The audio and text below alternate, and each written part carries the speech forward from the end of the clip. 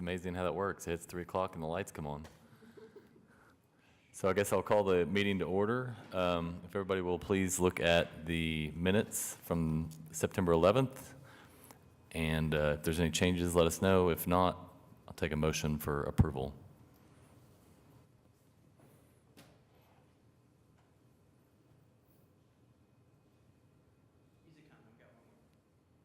What's that? She's here. Okay. She's running, actually. I ran up the stairs. I'll get that question when you...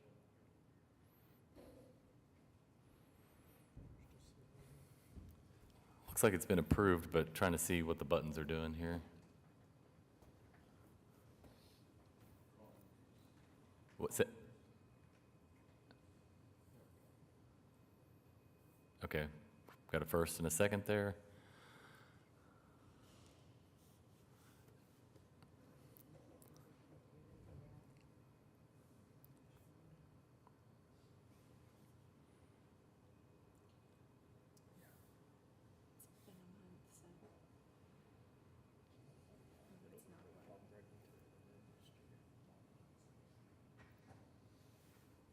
Or you could do voice vote for me, rather than hold it up.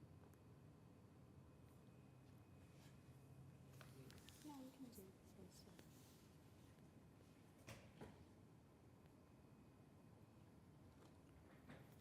So it looks like the buttons are still up there, but I don't know if we want to clear that or.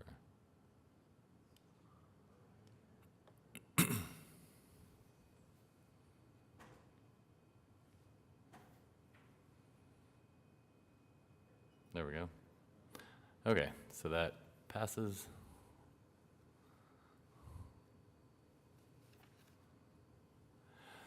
For our items to consider, we've got item A. Chad Meisenberg, Public Works Geobond Program Manager. We just have one item this month, and sorry to pull everyone in for one, but it's an important one. We have our unit. We have a contract that we utilize in Public Works. It's called a unit price contract. It's just the category. And what it is we bid that out, and it's for us to implement projects at a more efficient rate. And so what it is, instead of going out and having to bid each individual project under certain threshold, we utilize this contract. And it's been set up by our legal counsel and everything. So what we're asking for here on this one is our drainage one. And so anytime we have some smaller projects that need to be funded, or in essence, this isn't just only bond funds, other funding sources utilize this account. The $750,000 we're requesting today is to be used towards bond projects that come up. But other than that, it's a two-prong approach, authorizing us to do a unit price contract, and then also authorizing us to move money into it for the bond side and not the other side, where other funding accounts might do projects. So that's really all that I have today. So not a, kind of like a line of credit. It's not an identified project, just the funds available. And then you would come back to us on that identified. But those, anything within that, it wouldn't need to be approved by us or the city council, because it's already been approved for that $750 to be utilized. Right. So the $750 will be utilized. You're authorizing us to utilize that on projects at this moment in time. We do bring it back through council. This will go to council for approval, and then once we close out a project, it comes back through council again. Okay.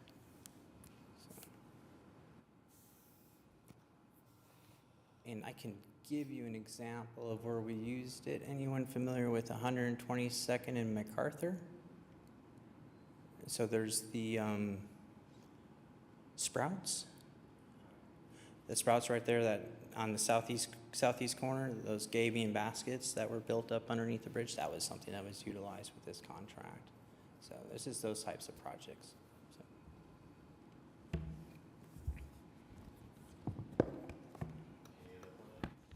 Oh, any other questions? Can you explain a little bit more over here? Sorry. Oh, Can you explain a little bit more what portion of the 750,000 is expected to go into a bond for a later date, and what you will kind of already have set out for work or any kind of projects that are already identified? So most of the time, the 750,000 will be, it has yet to be identified to what it would be utilized on. And so that, we haven't gotten to that point yet. So,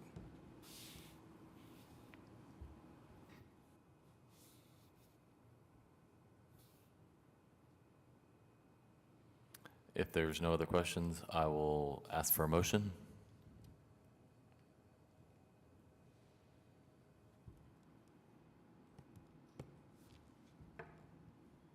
Moved by David, seconded by Crystal.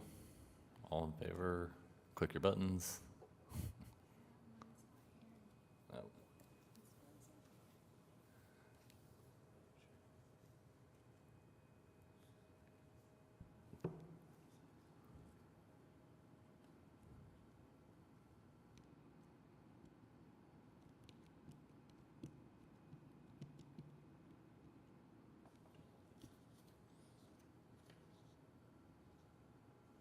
There it is.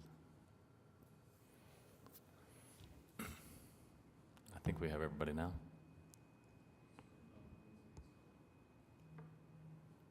Lindsay's clicked yes on hers now. It was frozen. we're hoping it goes through I know. snail mail.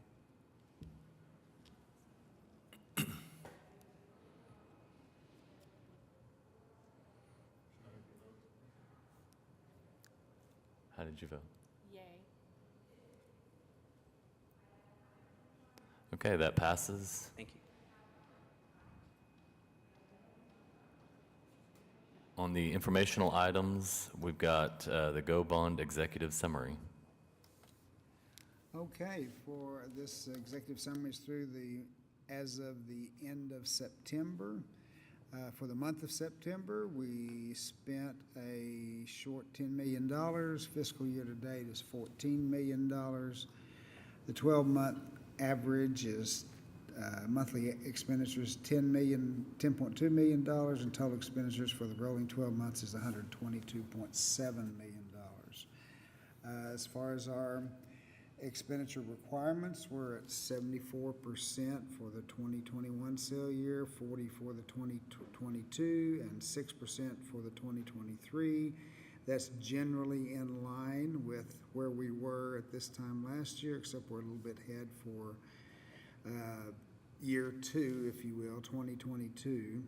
And we have a $135 million remaining balance that's available to spend.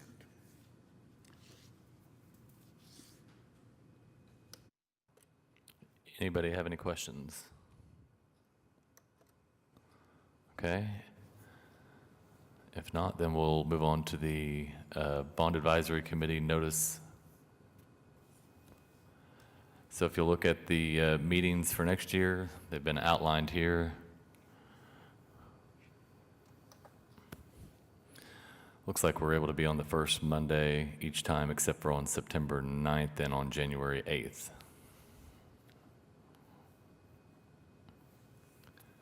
Any questions on that? If not, we'll move to nomination and election of chairman and vice chairman for 2024. I thought these were 2-year nominations and you only did 1 year so far. What I happened was- to that? I was kind of curious. I'm not sure how that works myself. We were kind of talking about that earlier. What's my understanding they were 2 years? I don't remember. I thought when I accepted the vice chairman, it was for a 2-year deal. Who put this on the docket? It's not uncommon to have the positions 2 years, but the officers for 1 year. That's fairly common, actually. Yeah, because didn't you take over the position? I took out over mid-year, yeah. Just this year? So I'm willing to continue forward if everybody wants me to. And Then I Linda? am, yeah, I thought I was. already, Okay, so. so Linda will continue forward as well if we can get a nomination for that. Thank you. Second, if that's needed. Second by Lindsay, first by Doug. All in favor, say aye. Aye. Thank you. Oh, we Oh, gotta- now we get the oh. button, sorry. What's the, then the, I wasn't sure if we were able to do the buttons for that one.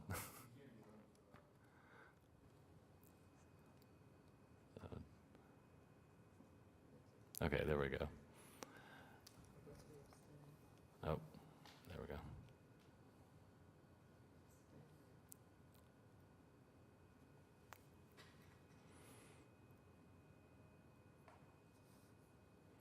Thank you, everybody. Items from committee members. I did see an email just a second ago from Lindsay, so I was going to open it up if you'd like to open that question up to the group. I don't know if everybody got to see that. Sure. Can you hear me? My question was just regarding the main project list, if we will have a chance, because I know I came in mid-year, if we'll have a chance to weigh in on which projects are chosen before they move to the staff level, and then we just either approve or disapprove those. I'm gonna need some help. For future authorizations? Yeah. So for listed projects, okay. So this board, only at this moment in time, is here to serve for the unlisted funds. The listed funds, we go through a very comprehensive process, and it's, sure they'll see a list, right? I don't know. I'm not sure. We have to go I'm new, so is Amy. So we'll go through this. I don't think either of us, I wasn't here for 17. So, and actually, I'll clarify, I mean, for the unlisted projects, there's, a list somewhere where you all pull from to, The unfunded project Yeah, list. There exactly. you go. Yes. Yeah, and so now we're on the same, so we have what we call, it's an unfunded project list. We keep for various different unlisted accounts, and one being streets, drainage, bridge, and Parks has one, and what have you. Those projects are done, they're vetted through the same process, the scoring criteria that we utilize for the 2017. So we can get you those scoring criteria, so you can see that, and then the list is generated off that scoring criteria list. The criteria itself creates the list. So, but we can definitely start bringing those type of things forward, so you can see that. We'll bring the criteria next month, so you can see what that looks like, and then, or the next time we meet, and then we can definitely start looking at bringing the list after that. So, and the list, just so we all know how that works out, is there's a bond fund request meeting that's held internal at the city of Oklahoma City. Those projects are brought forward at that time. We review the accounts to see if there's funding available. Most of the time, when we're reviewing those, it's a back and forth with different staff, making sure we're checking our balances, making sure we're right where we should be. And then that is brought up to our bond oversight committee, which is our city managers. That's at that level, and then they approve that or disapprove to move forward to this unit here, the advisory committee, and then through your approval or disapproval, then it goes up to council. So that's just where we're at. So boom, boom, boom, lots of processes. Ryan? Thanks. No, I think this is good clarification, and I mean, just any way that we can be more involved, because I mean, this is kind of a simplistic thing that we all do here. So it's like if we're able to offer more input or more things that, We just had this conversation last week. Yep, we've been having those discussions. So, well, and it's something we have to look at our roles. Yeah, Yeah, we have to look at the roles, and we just have to remember that to be true to the process as much as we can. I mean, I just advise us all on that, is that there's a scoring criteria that's made up by experts, and we need to follow it all the way through whatever authorization we're working on, if it's a 17 or the future. And we try to, that's how we ensure that we're being true to the public and transparent, that we're always using that. So that's why there's not a cherry pick way of doing that, right? So, although. yeah, that makes a lot of sense. So I appreciate you bringing it up, though. I thought it was a great idea. Yeah, I was wondering what the email is like, which list are we on? So, and also, if we're doing our job right, like right now, so much of that unlisted money, because of price increases, really the first priority is getting those listed projects. So you're not generally seeing as many items on this agenda because we just are running out of money, and we need that unlisted money for the listed projects. That is the number one priority, to finish those. So, To add on to what Amy's discussing is when you look at post-COVID pandemic, there's anywhere from a 30 to some worst-case scenarios, a 41% increase in project costs. So if it's asphalt or if it's steel or what have you, and then there's always that wonderful delay in our system to get the equipment chips, computer chips or what have you.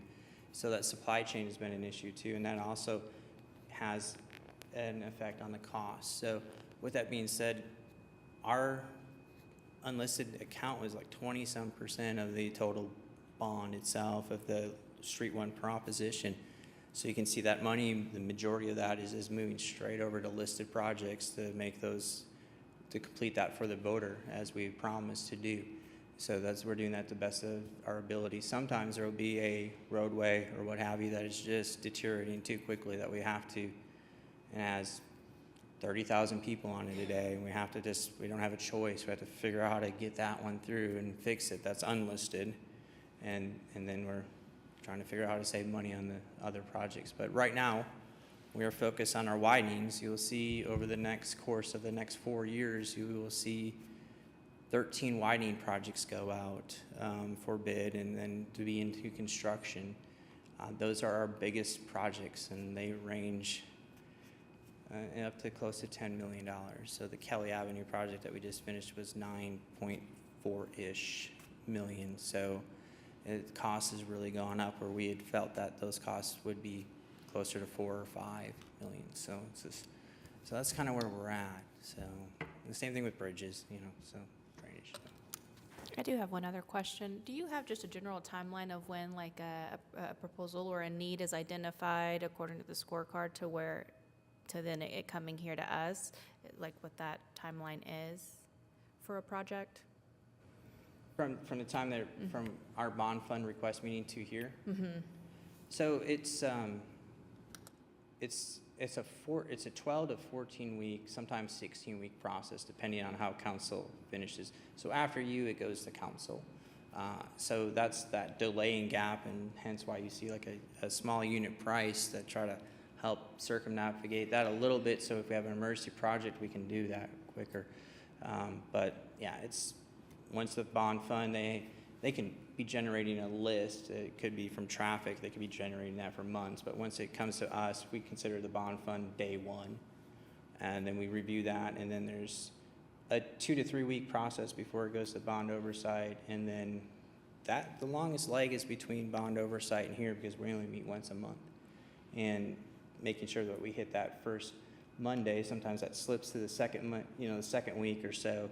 And then to go on to the council docket after that. So it's a process.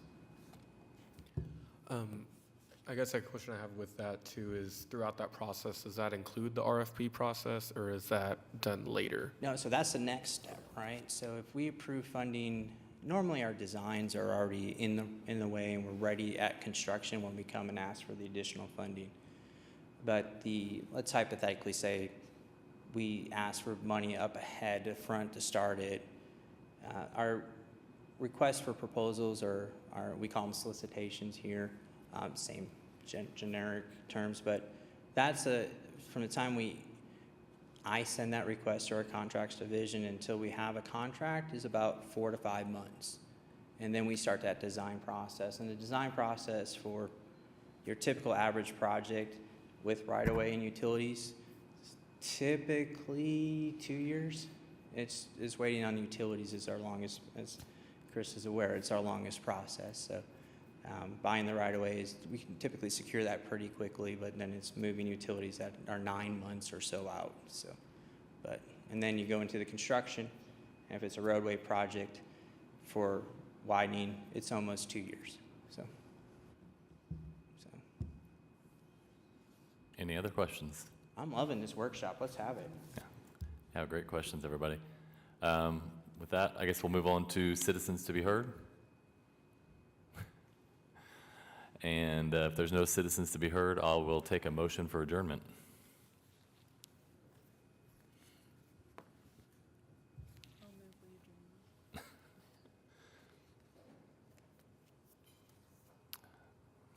Moved by Lindsay, second by Benjamin.